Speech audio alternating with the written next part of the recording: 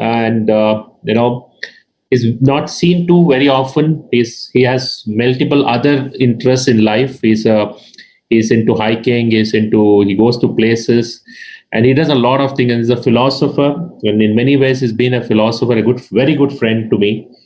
And it's not that we talk every day, but when you talk to him for 10 minutes, you'll understand a lot about life and beyond. And I have Dr. Kapur for IPCL. I don't want to introduce him because he is an icon for IPCL and the work done by this group, the CARE group. Both of you should conduct this meeting, and I think the first speaker is Himanshu yourself. You're going to speak about getting the sizing right. Again, for the people who joined, the faculty who joined late, when you're 1 minute before you finish, Dr. Gairik with his loud voice is going to scare you, saying that you have only 1 minute left. So please do not get offended with it. Okay. Thank you, Himanshu, and all yours. For the next 1 hour, you please conduct this meeting. Thank you, Rohit. It's really a pleasure, and it's so heartwarming to have such wonderful introduction of mine, and I really thank you for that. So my job, first topic is about the sizing of the phakic IOL, and here I'm talking about IPCL. The IPCL is a ciliary sulcus fitted IOL, and a lot of time we still keep on talking new lens. And there are more than 60,000, 70,000 lens implanted in more than 7 years, more than 1,000 users in India, more than 2,000 across the globe. And we still talk about, is it a new lens? Well, it's not new lens now. We all have used it and it works wonderfully well. Interestingly, we call it customized lens, but according to me, rather than customized lens, this is personalized lens, because for every patient, every refractive error, every excess, the lens is manufactured separately. So it's not customized lens, it's personalized lens to me.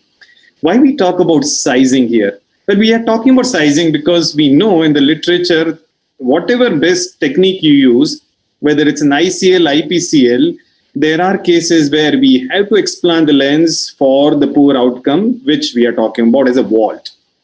Now, when we talk about vault, what we mean by vault is the gap between the back surface of IPCL and the front surface of the natural lens. And the normal vault is 250 micron to almost 750 to 800 micron. However, if the vault is high, there can be chance of endothelial damage, pigment dispersion, you can have angle closure glaucoma, and many such kind of thing. And if the vault is low, it can touch the natural lens and you can have early cataract, or a toric IPCL can have rotational instability. So that's why the vault is very important. Now, when we talk about vault, when do we decide the vault is accurate or vault is reliable? Well, it depends on the technique you use. I prefer to implant my lens under hydro implantation, where I just use DSS to implant the lens. Well, in that case, there's no viscoelastic substance in front or behind the lens. Hence, my vault can be a little more reliable earlier. If you use viscoelastic is there in front of the lens, the vault can be falsely low. But if the viscoelastic is behind the lens, the vault can be falsely high. So wait, if you use viscoelastic for 3-4 days to decide about the reliability of the vault. When we talk about the vault does not stay same also. There are papers which suggest that with the time vault reduces, and especially with the age when the lens becomes swollen, it certainly comes down significantly. To have a vault, to have an adequate outcome, there are certain parameters which we use for the sizing. One is, and two of most important of them are anterior chamber depth and horizontal wide to wide. The anterior chamber depth, what we measure, can be measured using different devices like contact devices like A-scan or UBM, or optical devices such as optical biometers or tomographers and ASOCT. Remember, if you use contact device, you may have to deduct the pachymetry from that. The cutoff value generally is 3 millimeter. Now, when we look at the anterior chamber depth, along with the anterior chamber depth, we also need to look at certain things like angle anomalies. When you look at the slit lamp, you look at the pigments, pseudo-exfoliation, inflammation, and all those things. And also look at the iris topography. When you look at the iris topography, a lot of time you realize that the iris is looking flat, or it's convex, or it's concave. And that also gives you a lot of idea. Apart from this thing, one very interesting parameters which we all have started using now is called crystalline lens rise. When you draw a line between the line joining the iris, the back surface, both sides, and amount of the lens which is projecting beyond that, we call crystalline surface rise. Higher the rise, lesser the vault. The white-to-white measurement which we take is usually advised to take under surgical microscope in patient in supine position using a digital caliper, which does not cost you much. However, I prefer that we should take white-to-white measurement by using more than one technique, whereas digital caliper being your gold mark, but gold standard, but there should be another technique along with that, like say any optical device like OpScan, Pentacam, IOL Master. I personally prefer Pentacam in image inversion mode, where I measure it digitally using the caliper myself. However, these things cannot be interchangeably used. Look at the example of my own eye.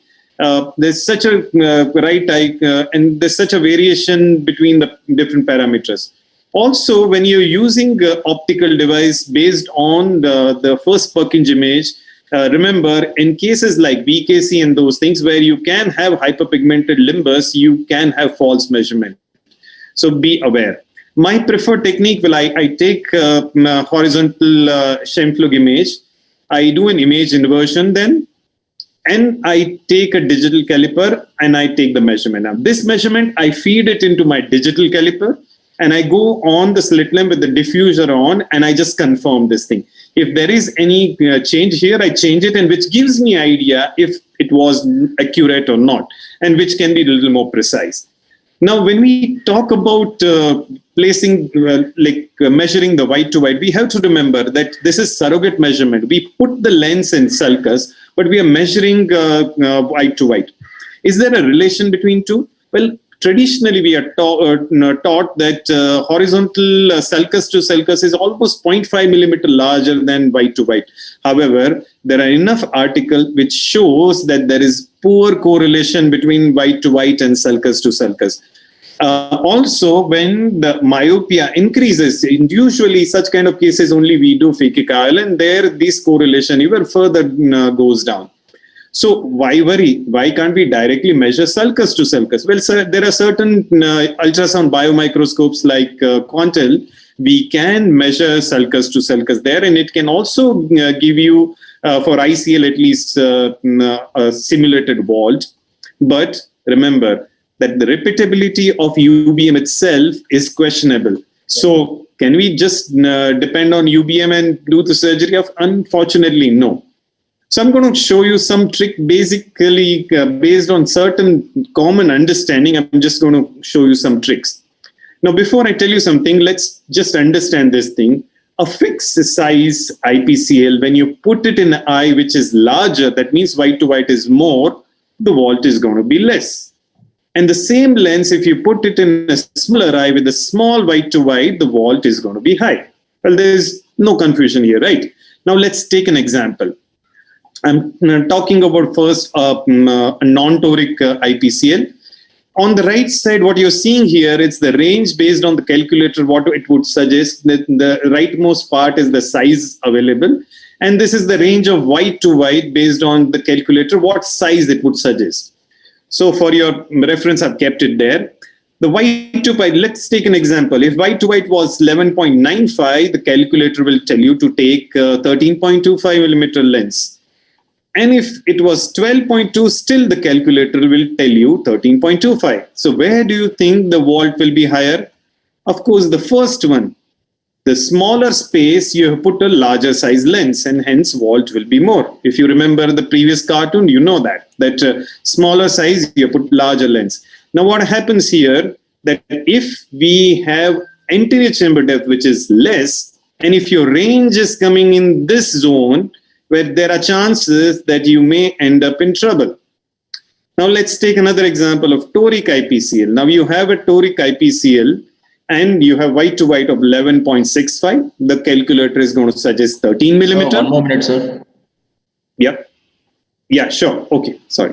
The calculator will suggest 13 millimeter. Even 11.93 also it will suggest the same size.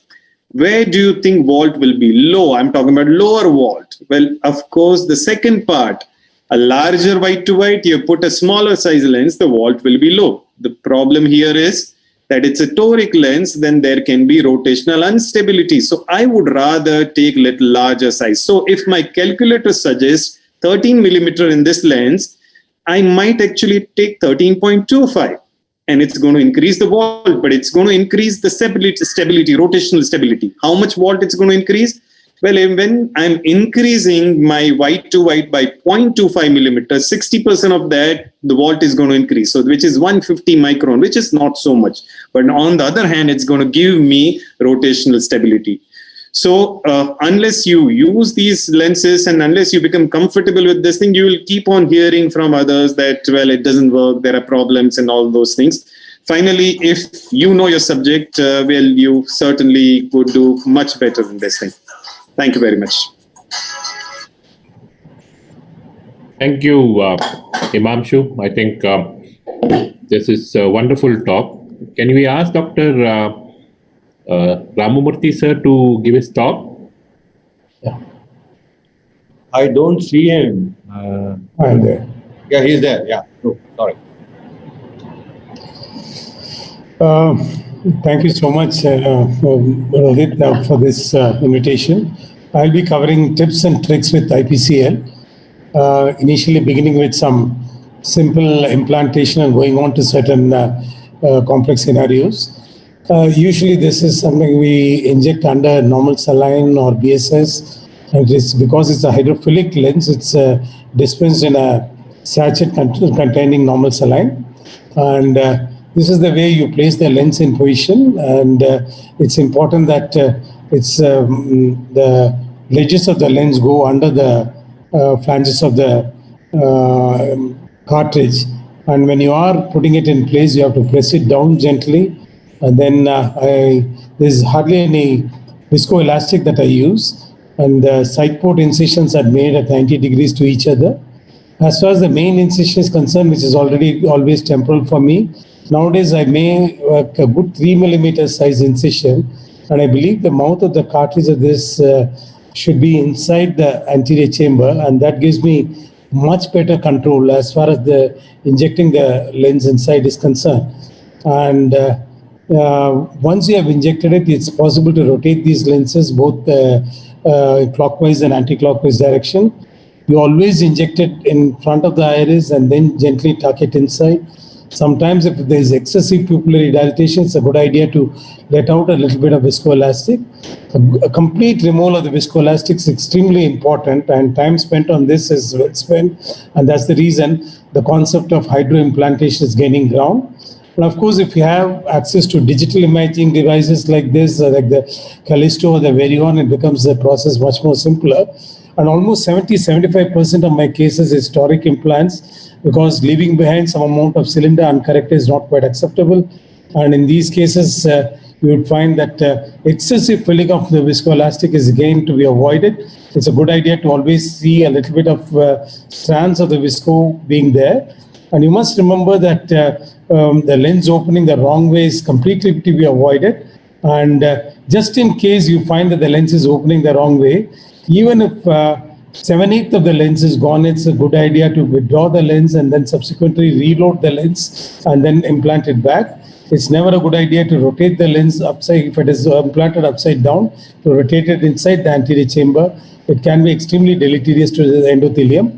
Here, because of the Verion display, you can see that the one great advantage of the IPCL, that as was mentioned, it's custom made, and because of which each and every lens can be implanted in the 0-180 degrees, and there is hardly a need to go ahead and rotate these lenses.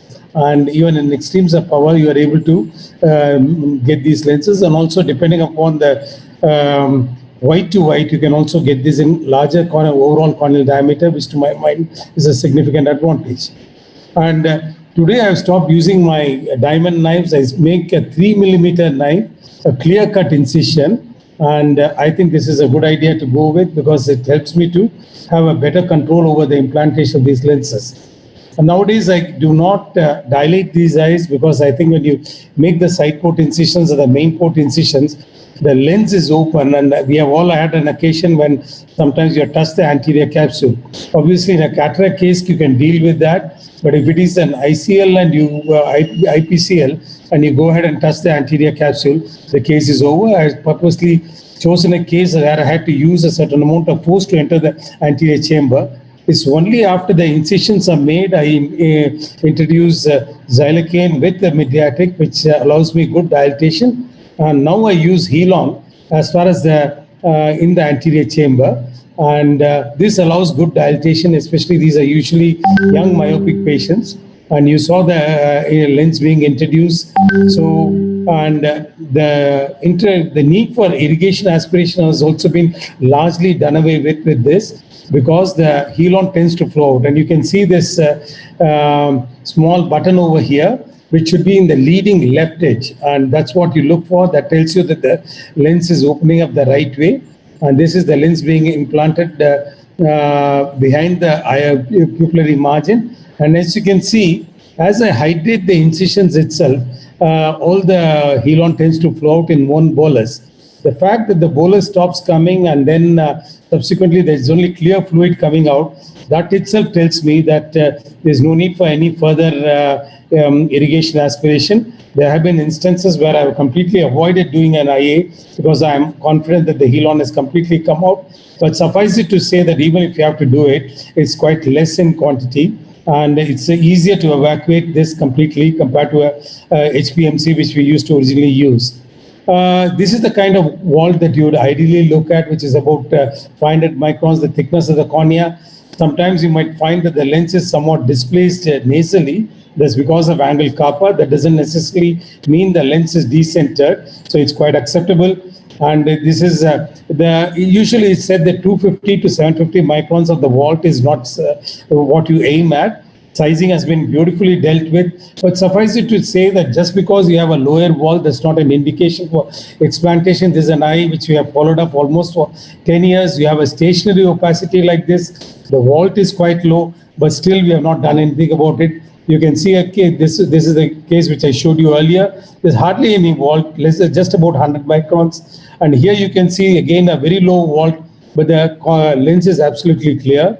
So it could be anything between 100 microns to 1,000 microns. But as far as the lens is functioning well and the patient is asymptomatic, you can watch. But just in case you have a significant cataract, you must remember that the high myopes also have a greater propensity for nuclear cataracts. But if it's an anterior subcapsular cataract, these are the cases where you can blame the lens for it. And this occurs especially when you are doing phakic intraocular lenses after the age of 40 in higher powers, like more than minus 15 diopters, where there's a low vault or a low ACD. All these are risk factors as far as development of anterior subcapsular cataract is concerned. And in case you have this problem, it's reasonably easy to deal with. You have to be conscious of the fact that you do not subject the anterior chamber to too much chamber fluctuations. And essentially, I just take out one haptic. Then using the front-loading forceps gently through a 2.8 or a 3 millimeter incision, even this hydrophilic acrylic lens folds over itself, and just by a hand-over-hand maneuver, using two forceps, you can bring the lens out, and then through the same incision, you can go ahead and you can see this being demonstrated over here. Two McPherson's forceps are used, and you can bring the lens out, and through the same incision, you complete your cataract surgery. And since this is a highly myopic eye, there's a 3-piece intraocular lens that has been implanted. In the case of high vault also, this was before the central hole came into being. You can see the iridotomy. In case the angle is not getting zipped up and if the pressure is under control, you're doing serial gonioscopy. Again, you can wait and watch these lenses. Of course, if there's a raise in intraocular pressure and the angle is closing down, you have to remove these lenses.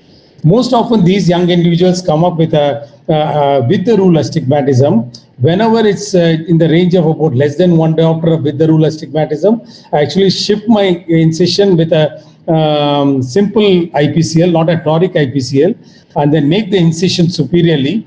And a 3 millimeter superior incision in my hands deals with almost a 0.5 to 0.75 diopters of astigmatism. But you must remember that this lens is not to be left behind, oriented in a vertical direction, but you have to rotate this around because the white to white measurement has been taken in the horizontal meridian. So you introduce the lens vertically, but rotate it horizontally. And this helps me to deal with a certain amount of with the rule astigmatism, even with a plain IPCL. Whenever you have a malorientation of the IPCL, a toric IPCL, it's important to put these lenses in place. And I just go in with an irrigation cannula. Even if you don't have a digital overlay, it's possible to just mark the amount of rotation that's necessary. It's important to remember that when you're rotating these lenses, you are not introducing any power. It's just you are redistributing the power. So it works only when the spherical equivalent of the residual refractive error is almost zero. That is a -1 with 2 diopters of astigmatism will work.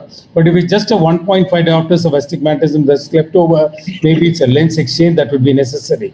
So you have 1 minute remaining, sir. Okay. Iatrogenic keratoconus, whenever it's a well-centered cone, and as in this case, and ACD is quite adequate, which is usually these cases. Significant astigmatism, the cone is stable, you can go ahead and use it. But please remember, this will work only if the patient is having good vision with spectacle correction. If he or she needed contact lenses, whether it's toric contact lenses or rose scale lenses or sterile contact lenses, it's a decentered cone, and it's the phakic lens is not going to do anything to your corneal aberrations. In these cases, best not to use these lenses. And this is just to show you a very short video of iatrogenic keratoconus case where Intax has been implanted and subsequently phakic intraocular lens is being introduced.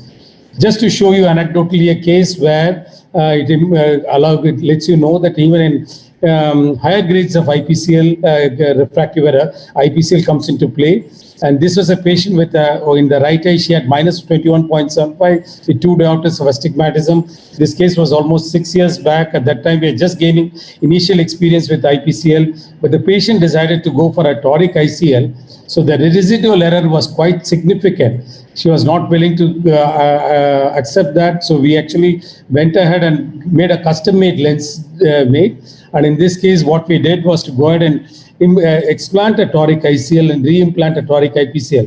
This is not for me to say that the ICLs do not work well. They are also excellent lenses, but obviously far more expensive. And one great advantage of the IPCL, I find that they are custom made depending upon the size of the white to white dimensions, as well as the size of the amount of refractive error, even in extremes of refractive error, as in this case, you are able to use this and get an optimal result.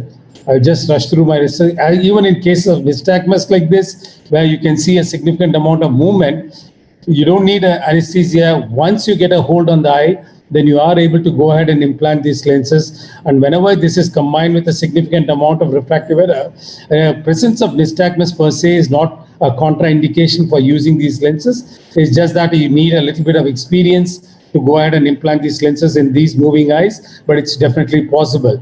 And IPCL used as a piggyback. This is just anecdotal. I've just done about 2 cases. I think IOCAR itself has excellent sulcus fixation lenses now, and maybe these are off-label usage, and maybe it's better to shift over to those lenses when you have to correct extremes of refractive error. Yes, we have great experience phakic intraocular lenses. I think it's an essential part of the armamentarium, but you have to deal with these lenses with extreme care. Very recently, we had a case, young lady who bilaterally implanted one eye, did extremely well. She had an episode of increased intraocular pressure, maybe because it retained viscoelastic, significant inflammation, put on mydriatics. She had, we are treating her for pre-existing keratoconus, which had stabilized. And this is what we had now, significant inflammation, dilated fixed pupil. Very unhappy with the kind of photopsia, photophobia she has to deal with. Once in a while, you come across these situations. You have to exercise adequate amount of care in avoiding all these cases. But most often, you are very happy with the ultimate outcome. Thank you so much for your kind attention. Thank you, sir. Himanshu will move on to Dr. Kamal Kapur now. Yes. Yeah, and I would like to invite my big brother, Dr. Kamal Kapur, for the next talk. I know Kamal for now at least 7-8 years, and apart from an excellent surgeon, an excellent human being, varied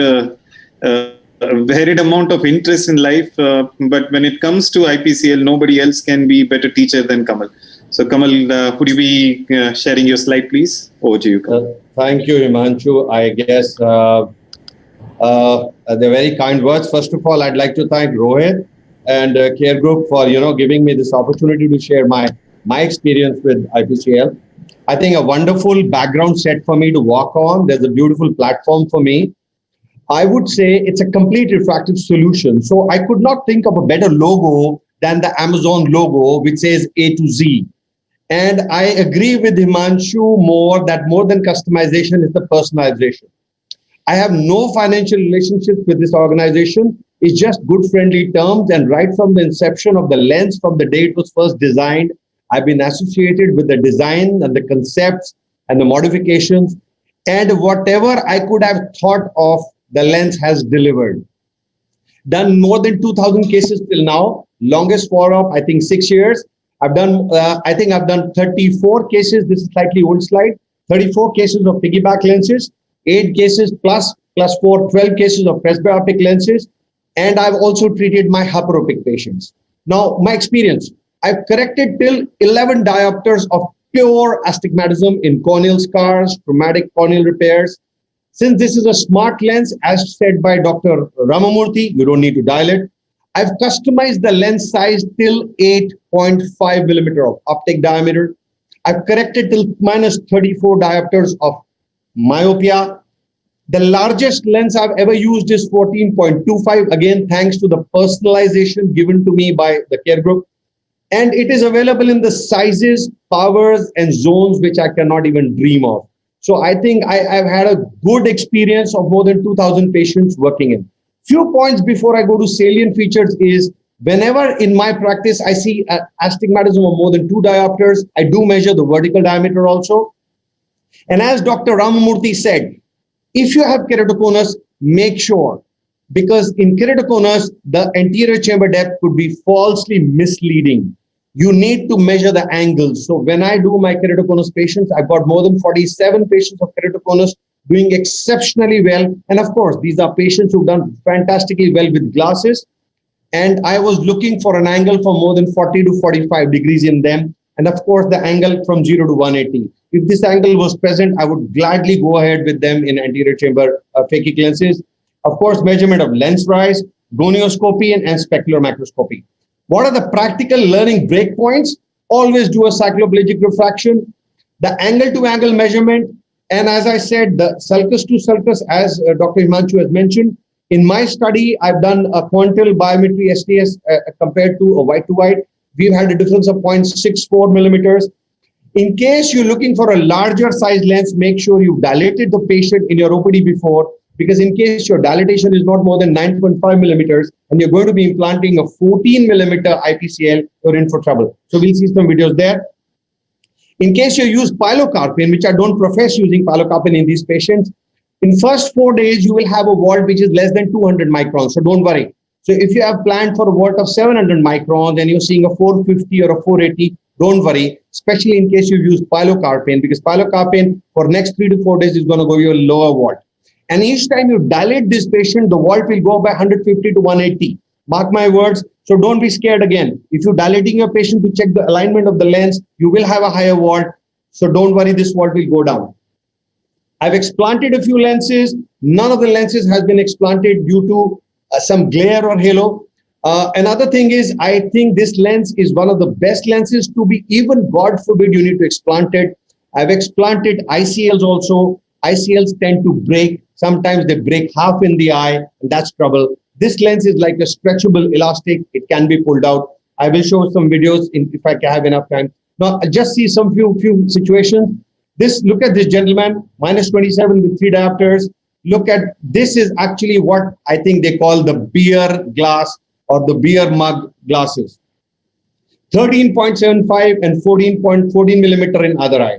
Now this is again two brothers. I used an 8.5 millimeter lens in this. We will see few situations.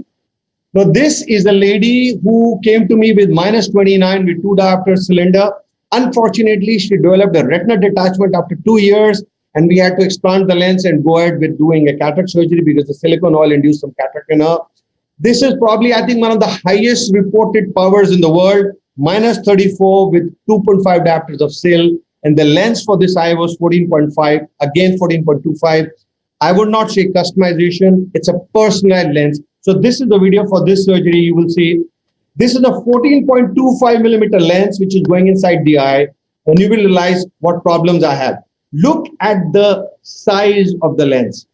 It is inside the eye, and the lens is still probably folded nearly 1.5 and 1.5 millimeter each side. So the 3 millimeter zone still left in a beautifully dilated pupil.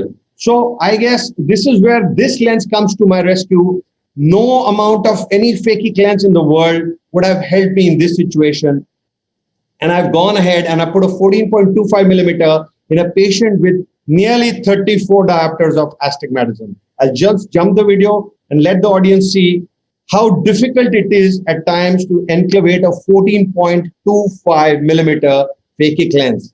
So the trick here is to enclavate first one side and then go for the other one. A beginner may get tempted to just lock in one of the 3 pads here and then go on the other side. No, that's a bad idea. Launch in all the 3 pads in one area. This will give you enough space on the other side. And only once you've done that, then just rotate the lens slightly 10 to 15 degrees to make sure that everything is unfolded and you go ahead. Now, this is another case. I will just skip the video, but the audience can actually see the size of the lens. This is an 8.5 millimeter optic diameter. This patient had a huge scotopic pupil, and there's no way any other company could manufacture a lens for me for this size. And the patient was operated by us. This is another patient operated by somebody else in Chandigarh. This lady came to me. She had a Symphony lens implanted, and there was a residual 4.5. And she'd gone through the internet, and she realized that explantation of lens has a lot of complications. She's a principal of a very renowned university in Chandigarh. And she went through, internet, and she said, I don't want the lens to be explanted. What can you do for me? And since she was a hyperope and there was an issue with the formula, I decided to go in with a small, thin 80 microns phakic IOL. So I got a customized lens manufactured for her with 4.5 diopters, and an 80 micron lens was beautifully fitted into this eye. And this surgery went off perfect. And this patient was 6/6. Now, this is the classical case of patient operated by me, a traumatic corneal perforation with a beer bottle injury. This patient has 11 diopters of astigmatism.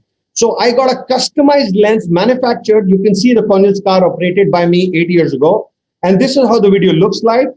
This patient is 6/12p after surgery. Now, this patient had no choice but to go in for a cornea procedure. But I got a customized lens manufactured for him at 11 diopters of astigmatism. And this patient is doing 6/12 parts unrelated. I'm just jumping the video, but the audience can actually see there's a huge scar inducing an 11 diopters of astigmatism. So phakic lens was introduced in this patient, and the patient is doing well. This is another patient of central corneal scar with 5 diopters of astigmatism due to the central corneal scar. So you have 1 minute, sir. Sure. 1 minute. I'll just jump in fast. So I'll just go there. The lens goes in, and this patient also is doing exceptionally well. Now we will jump to another video. This is an interesting video. This patient was operated by me 18 years ago as a young child. He got hit in the eye, and he's reported to me with -17 diopters of myopia, completely fibrosed capsule, the lens captured within the capsular bag. Somebody's already done a yak capsulotomy in him, and he came to me for a solution at -17. So guess what do? I get a customized phakic IPCL manufactured for him. I go and do a meticulous breakdown of the posterior synechiae between the bag, and I cut the bag, I cut the synechiae, and I introduce this customized phakic lens in this patient.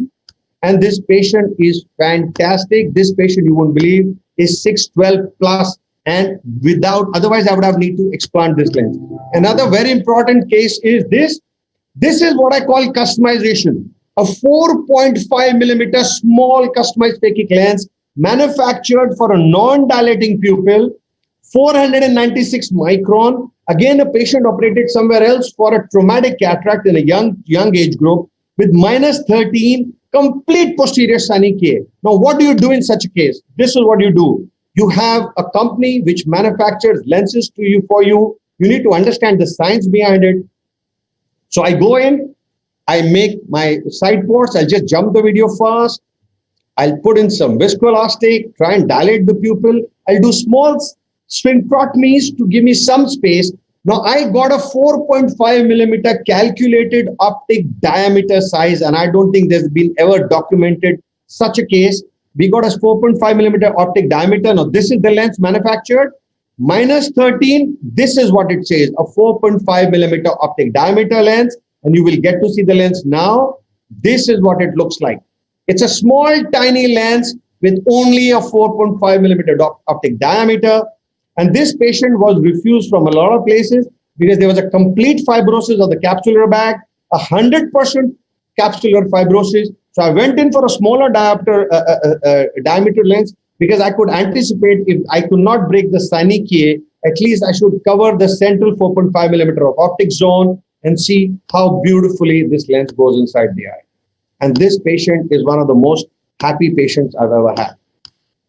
And I'll just jump now very fast to the phakic lenses. One of my first patients of phakic lens was my own OT technician, whom I've operated 10 years ago for a simple monofocal, and I've implanted phakic presbyopic lenses in them. The best part is I could also correct his astigmatism, I could correct his residual power, and give him a presbyopic correction. And the best part is, now me being in the presbyopic age, my OT technician can bend my cystitome 26 gauge needle without glasses, whereas I need to do it still under the microscope.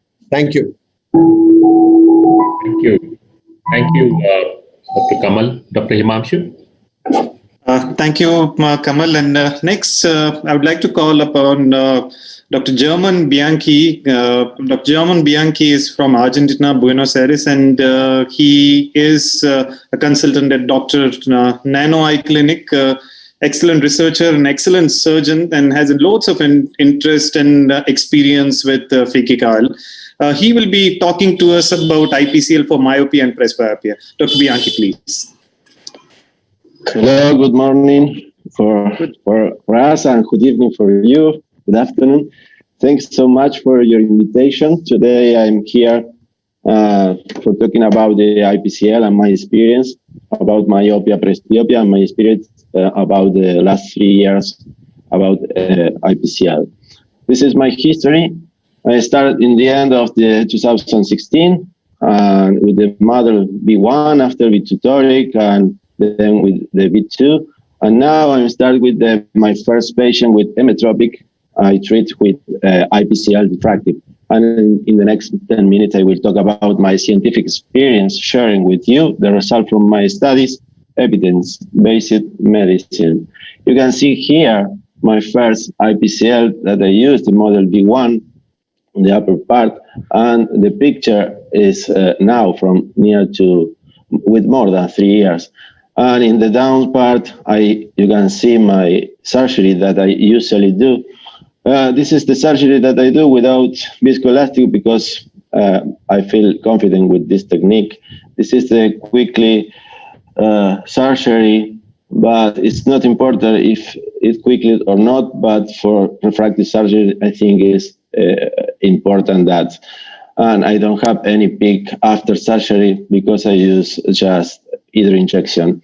And you can see in the right side many of my presentation in the last years. And this is the first PubMed publication with the IPCL, the model V2. I present this the last year in 2019. And the model V2, it was a prospective case series study with 100 consecutive IPCL. And I found that the volt was stable in the 6 month follow-up, but also I studied the corneal central thickness and the endothelial cell density, and it was stable and without any statistical change. And now I finish another study about the diffractive facet posterior chamber IOLs, and I present this year in the ECRS in Amsterdam some result, and I think for the end of this year it will publish in PubMed in some magazine, some journal. And I found that endothelial cell density, the corneal central thickness, was without any statistical significance. The vol was stable, and the IOP was without any peak after surgery, and it was stable. No cataract were developed in this series of 54 myopic eyes from 27 patients. What's the indications and the tips? Patient with myopia or astigmatism from 38 to 55-year-old without cataract, who want glasses independence, and if the patient have more than one diopter of astigmatism, I choose the Toric Ipcl, the refractive Toric Ipcl. Well, the first thing is taking account the best corrected subjective far sight. This is very important because I want to have a very good far sight and near sight. And this is very important to correct the far sight first. And then I thinking for the next 5, 10, or 15 years for the near sight. And I choose for the young patient near to the 40s, my personal form is blend, different addition. The dominant eye, I choose the lower addition, but the most addition that this patient tolerate. And in the non-dominant eye, I choose a little bit more, 0.5 or +1, depend of the patient and depend if the patient tolerate. But if the patient doesn't tolerate this addition, I choose the same addition in both eyes. And when the patient have more than 10 diopters, I choose the same addition near to 3. This is my chart, my nomogram that I made because I need something to have to choose for my patient, and I take in account not only the age of the patient, I take in account the myopia because this patient tolerate more addition than the age, with the both option A and B, like I said before. And here we can see the coefficient of determination is near to 1. This is important, the spherical equivalent attempt versus achieved, because I need to have very good far sight and near sight. And when it's near to 1, it's because we have very good vision. Here there is the binocular defocus curve of the diffractive Ipcl with very good far sight, near sight, and also intermediate sight. And this is the first lens that works together with the crystalline lens inside of the eyes and with the residual accommodation with very good results. And now we can see my history, all of my patients that I operate, but just to remark, the IOP remain was stable, no endothelial problem, no iris pigment dispersion, and no pupil alteration. And here we can see just it's easy in this easy way to replace the Ipcl. I need to replace 3 Ipcl in my history. This was because 2 was with less than 100 microns and 1 with 1 hypervolt. And 348 eyes, no cataract, but 1 was with cataract. And in this patient, I take out the lens and also the cataract. This just was the only cataract that I have. And this is the way that I take out, and in the same surgery, I inject another Ipcl with the different size. I know that it's easy to do this surgery well. And now, another important thing for me is the UVM, like the other doctors said before, because in many of these patients, we can find some cysts in the sulcus, and this change our size of the lens. Sometimes this lens could be with a hyperbolt because of that. I know that when the cysts are less than 0.5 millimeters, is not no problem to do this surgery. And I have two eyes that need to rotate the lens. One was for trauma, and another was for this kind of cyst. And another study that I do is the lens rise in 42 eyes with 1 year and 2 years, and I realized that the change of this photopic and scotopic pupil, or the lens rise, was near to 100 microns, near 97 for the first years and 95 in the second year. And this was that I think that when the bolt is less than 100, we need to change the lens.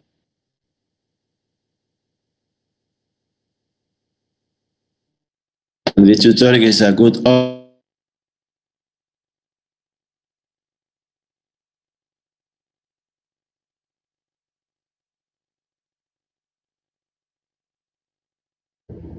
Bueno, acá estamos con Luis, que se operó con Ipcl difractiva para ojos semétropes. El ojo derecho hace una semana y el ojo izquierdo hace 48 horas. Luis, You can read the subtitle that I asked for this patient. ¿Cómo estás con las luces en la noche? ¿Te molestan las luces, los halos? ¿Ves algo de eso? ¿Las luces de los autos de frente te molestan? No, eso 100% no tengo ningún problema. ¿Sabes? Sí, eso veo perfecto. He improved 2 lines. He, before surgery, had 25-20, and after surgery, he can read more than 20-20. He's very happy with that. And also he can read bóvedas y entre miles de columnas prenden hermosas plantas. This patient has 50-year-old, and I choose for the dominant eye 2 of addition, and for the non-dominant eye I choose 3. This is another extreme patient, minus 31, with 2 of astigmatism, and this is you can see it in the right side how is after surgery is minus 0.25. It's very secure, this lens, and also we can see the vault is very good, and the periphery vault is also good, like you can see with the UBM. So you have 1 minute remaining. Yeah. I'm finished now. Thanks so much.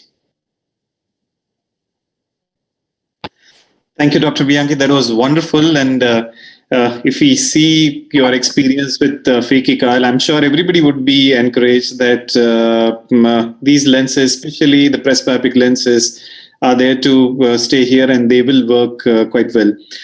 One very interesting part which he showed was about the change in the vault in different lighting condition.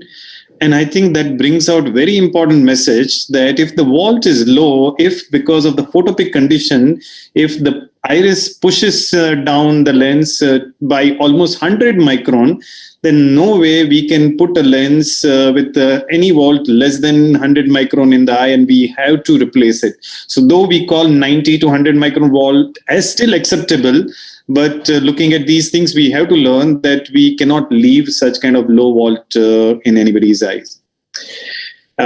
Thank you, Dr. Bianchi. And next, I would like to invite Dr. Stodulka Pavel from Gemini Clinic, Czech Republic. Dr. Pavel has been doing multiple surgeries and with various interests, and he has many firsts in his name in his country, and in Czech Republic. His experience of anterior segment surgery is unmatched. Dr. Pavel is going to share with us his first year result of Toric Ipcl. Over to you, Dr. Pavel. Hello, Himanshu. Hello, everyone. Thank you very much for the invitation. Thank you to Rohit, and to Care Group. It's my pleasure and honor talking here about my 1 year results of Toric Ipcl. So what are the indications, the basic indications for Toric Ipcl implantation at our clinics? Number one, I would like to emphasize that our first choice for refractive surgery is laser refractive surgery on the cornea. But whenever we cannot correct the error by laser, then we think about phakic lens, and in our hands, that means Ipcl. And for toric Ipcl, we consider patients with astigmatism over 2 diopters. With the patients with less astigmatism, we tend to treat with conventional Ipcl, and I perform the incision on the steep meridian, enlarge the incision a little bit, and that enables me to control and compensate astigmatism up to 2 diopters. Our safety limit, considering anterior chamber depth, is 2.6. I know officially most of my colleagues with posterior chamber phakic lenses have a limit 2.8, but we have proven that 2.6 millimeters is safe enough long-term with Ipcl in our hands. Regarding the endothelial cell density, it's 2,000 cells per square millimeter, and we for the lenses which are not customized, we consider patients with pupils below 7 millimeters. Of course, that should be eyes with no signs of cataracts and no significant intraocular pathology. Here you see the Ipcl, which was already introduced, and among all the features listed here, which are my favorite, are that we have toric versions with unlimited toric component. Presbyopic version is very appealing to me, and I happen to be the first in the world to implant a presbyopic phakic lens. And what is also clinically very relevant is that these Ipcl implants are injectable through 1.8 to 2.2 millimeters throughout the entire wide range of optical power, and that also sets this implant apart from the competition. Just to mention that we have also the design with central opening, and this central opening is a little bit different to the other lens on the market. It's a bit smaller, and it has cylindrical walls, which should limit the light scatter and light loss, which is also clinically very relevant. So what do we do with our patients? And let's look at the demography of our patients at this study, which I'm going to present the data. So in this cohort of patients, we have implanted Ipcl to myopic patients with astigmatism, and we have data from 23 eyes of 12 patients, mean age 29 plus minus 5. We had 5 females and 7 males at this group, and we have 1 month and 1 year complete follow-up data for all eyes mentioned here. Before the surgery, we do the basic workup: refraction, distance corrected visual acuity, basic eye assessment on anterior and posterior segments. We rely with our sizing on white-to-white derived from Pentacam. And then you can use online calculator or send the data to a distributor or manufacturer, and they calculate the Ipcl and ship it to you. So the process is pretty much straightforward here in Europe, and I believe in most of the world where you have your distributors, you can get the lenses through this process. Of course, sizing is critical to all posterior chamber phakic lenses, and even more for toric lenses, but I don't really have experience with high risk of rotation of this lens. Is very, very stable in terms of rotation, and alignment, of course, is crucial to be able to compensate for the toric component. So here we have a short video how we handle our patients. We use the IOLmaster 700 and Callisto systems, and you measure the patients, you derive the data, and then you transfer the data to operating room. Of course, you can also use a simple picture of the eye and project the correct axis, which is 0 axis over the eye, and have this picture at the disposal of an operating room, and that also works fine. But the navigation systems give you an extra comfort, so we use our Callisto system together with this IOLmaster 700 to process the data. So here we are at our operating room, and we are just double checking the correct axis placement, and surgeon can confirm that at the handle of the microscope and process through the software to start the implantation. You see the box and the implant and single-use injector provided by the manufacturer. This is a hydrophilic acrylic implant with the biocompatibility proven on thousands and millions of cataract implants. We see the toric markings on the optic, and we place this lens into the cartridge, and I like to bend it up, which is a little bit different towards most of the other surgeons. Then I close carefully the cartridge, and I like to advance the lens in the cartridge by spatula, and then click the cartridge with the lens into disposable injector, and we are ready to start to inject the lens into already pre-filled eye with OVD.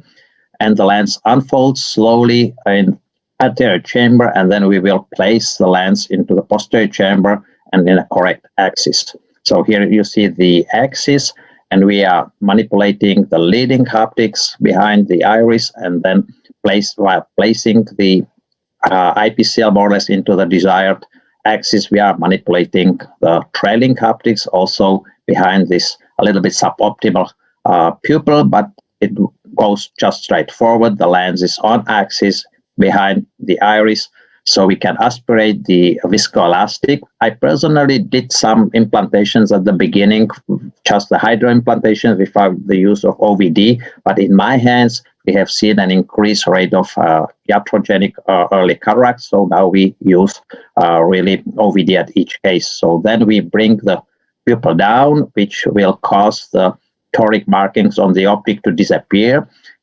We manipulate the lens behind the pupil, which gets down. You see the central opening is not really in the center, which is often the case, but I think that's just a straightforward case which was demonstrating on the video. So what about the results? This is a pretty high myopic group, pre-op in mean minus 9.29, and you see that the refractive result is pretty predictable, and we are almost on zero, and at 1 year at mean minus 0.33, which is nice result. But what about the cylinder, the astigmatism? At mean pre-op 2.25, 1 month 2.43, and at 1 year 2.28. So it's about a quarter of residual astigmatism 1 year after the surgery. And I think this really demonstrates the efficacy of toric IPCL implantation for astigmatism correction, and I really like that result. What about safety and efficacy regarding the vision? Uncorrected distance visual acuity in logMAR, we went pretty close to zero, which means high quality vision, and you see in decimal that we are at 0.9, which is great. And in logMAR, corrected distance vision acuity 0.04 at 1 year, so we are almost at 0.9 in mean in decimal. So again, for this high myopic group, that means high quality both uncorrected and corrected distance visual acuities. Endothelial cell counts didn't really go down significantly. We just decreased from mean 2,687 cells per square millimeter pre-op to 2,547 cells per square millimeter at 1 year. So that's fine. Intraocular pressure, nothing really important here. Mean 14.4 and mean 13.8 1 year. So what about complications? We did see temporary pressure spikes in 2 eyes, which counts for 8% at this group. So that's the price we pay for dealing with OVD. But again, in my hands, it seems to be safer to insert the IPCL in the eye with which was already pre-filled with OVD. Residual refractive error requiring laser, we had 2 eyes, again 8%, which was pretty straightforward because it was a small error. We needed to rotate phakic lens to improve the toric compensation in 1 eye. And improper sizing, we did not have any eye which would receive too small or too big lens, which is, of course, a big drawback of posterior chamber phakic IOLs, because cataract is something which we all fear of. So in conclusion, toric phakic IOL is a very safe and effective solution for myopia combined with astigmatism. and it provides fast distance visual rehabilitation with results very stable in both refractive and visual acuity functions, and our 1 year experience is all positive. We do have much longer experience than 1 year, but we statistically proceed the data from this group, so I can share only 1 year data at this moment. Of course, we need longer follow-up on more eyes, and as the Toric Ipcl we use at our clinics as a daily routine, we gather more and more data, and we will share the data, and the data is being processed for publication right now. And I was happy to be able to share my experience. This is our clinic in Zlín, Central Europe, after the busy surgical day, and I took this video with my own small drone. Thank you very much for your attention. Happy to answer any questions. Have a good day there. Thank you, Dr. Stodulka. That was wonderful, and especially you ended up with a wonderful overview of your clinic with your personal drone. Very interesting part you showed about your lower limit of anterior chamber depth, which you consider as 2.6. And I would like to ask other speakers, what would be their lower limit, and how do they decide if they want to deviate from their lower limit? Dr. Bianchi, how about you? What is the lower cutoff value for you in terms of anterior chamber depth? Sorry, I don't understand. The anterior chamber depth lower limit, what would you take as your cutoff? Yes. For me, it's 2.8, but when you start with this lens, maybe you need to take a little bit more, 3.0. But, well, I think it's the correct size, the anterior chamber, when you start. But 2.8 is perfect for me. But, of course, you need to take an account. If you have some keratoconus, you need to know the angle of the anterior chamber. Yeah. It's very important. And also for the patient with hyperopia, it's not only important the anterior chamber, it's important also the angle of this anterior chamber, no? Yeah, thank you. Dr. Ramamurthy, if you have a, Kamal, I'll come to you next. So, Dr. Ramamurthy, if you have done UBM on a case, and a lot of time we come across such kind of scenario where UBM shows a different measurement and white to white shows different measurement. What would you go by, and how do you solve such kind of mysteries? I think we go with white to white. UBM is just an added modality. I would cross-check it with a topolizer or with a OpScan and go with that. As far as UBM measurements are concerned, quite often it's a little difficult to identify which are the points, and it's a little confusing. And most of these lens sizing has also been done based upon white-to-white measurements. And I'd strictly stick to at least a 2.8 millimeter anterior chamber depth, because less than that, I burned my fingers, and just doing an eye gyrotomy also doesn't help in these situations. Okay, sure. Thank you. Kamal, how about you? What is your lower cutoff? And what is your preferred method of measuring white to white? Himanshu, I think we've discussed that before. I agree with Dr. Stodulka. We've had an opportunity of doing a lot of sessions together at the ESCRS. Even I go till 2.6, but my very important thing for me is the angle.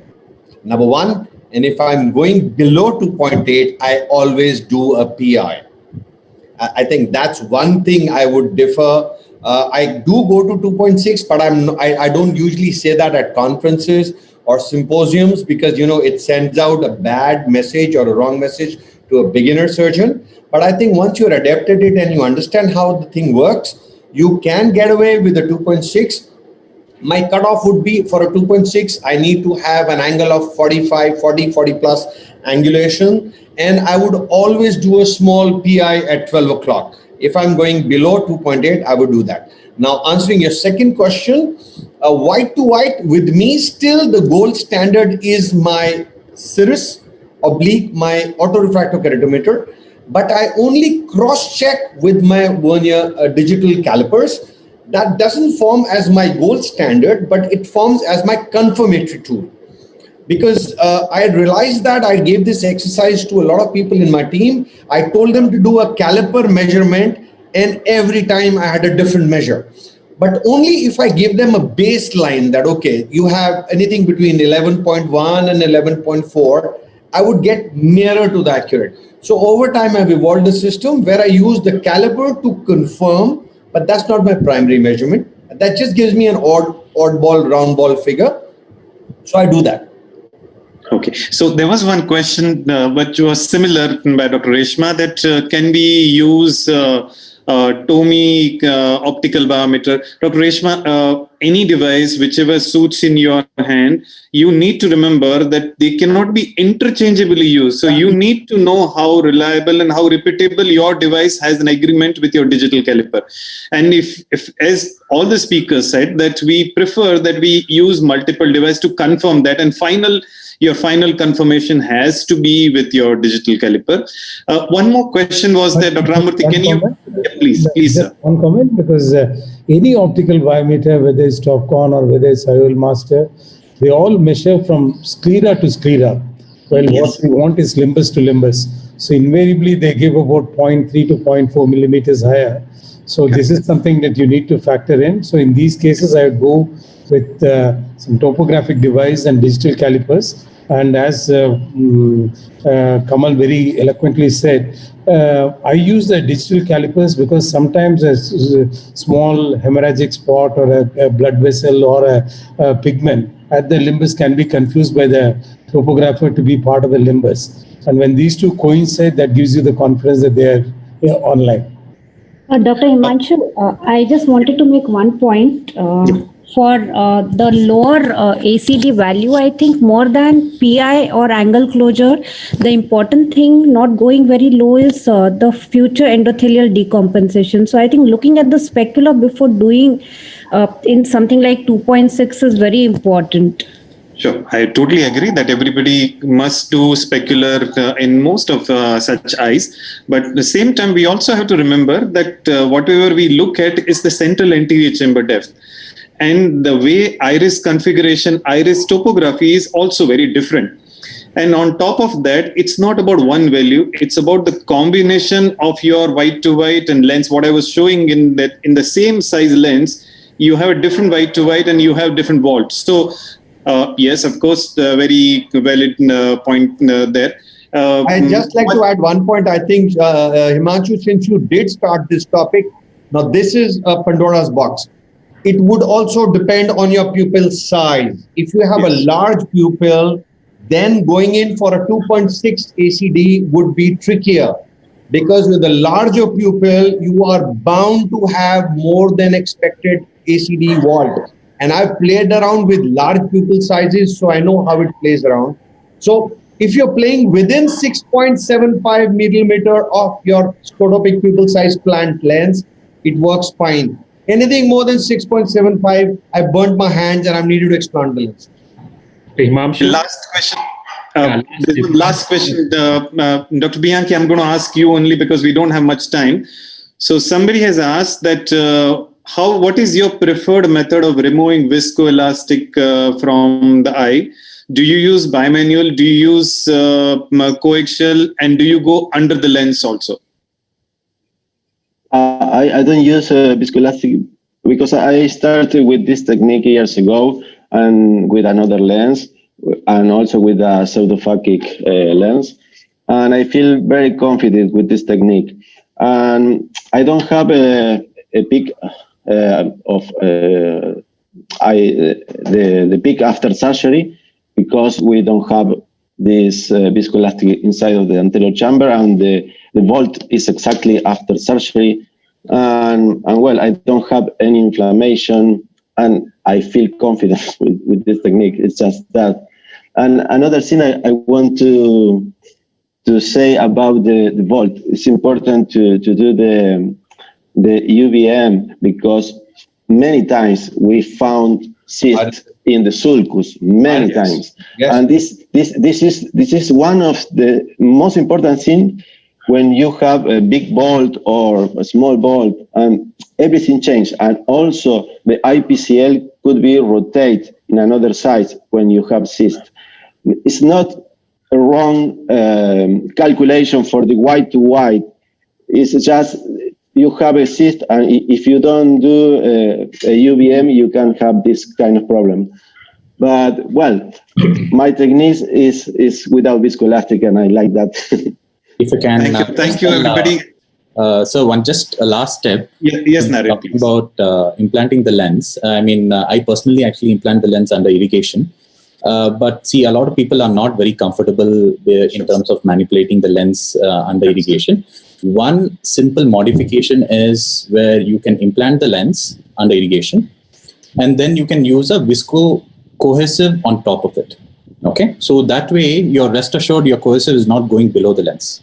So once you have done that, then you can tuck your lens and then do all your this, and immediately you can remove your cohesive. The thing about cohesive is definitely if anything is left behind, you are in a lot of trouble, because you're going to have a lot of reaction, a lot of raised IOP and other issues. That is why this is a slight modification where you always put the visco cohesive on top of the lens. So this way, you're rest assured all your cohesive comes out in one snap. So it's a very simple. Yes, thank you, Naren. And I think I just want to clarify one thing. I seriously don't want to convey that hydro insertion is the best technique or that's the only way. It's a personal choice. Many of us use hydro insertion. Many of us also use visco insertion. And so please do not take a message that hydro insertion is the only way. With this thing, I think we'll conclude the session, and I'll hand over the reins to Dr. Rohit again. And thank you, everybody, for being here. Thanks, sir. Thank you, Himanshu, for conducting it so well. And thank you all the speakers. Wonderful discussion. And I think we have answered all the questions which was put in different forums. We are also watching questions coming in YouTube also. There are a lot of people watching on YouTube. Many questions being asked. I think your talks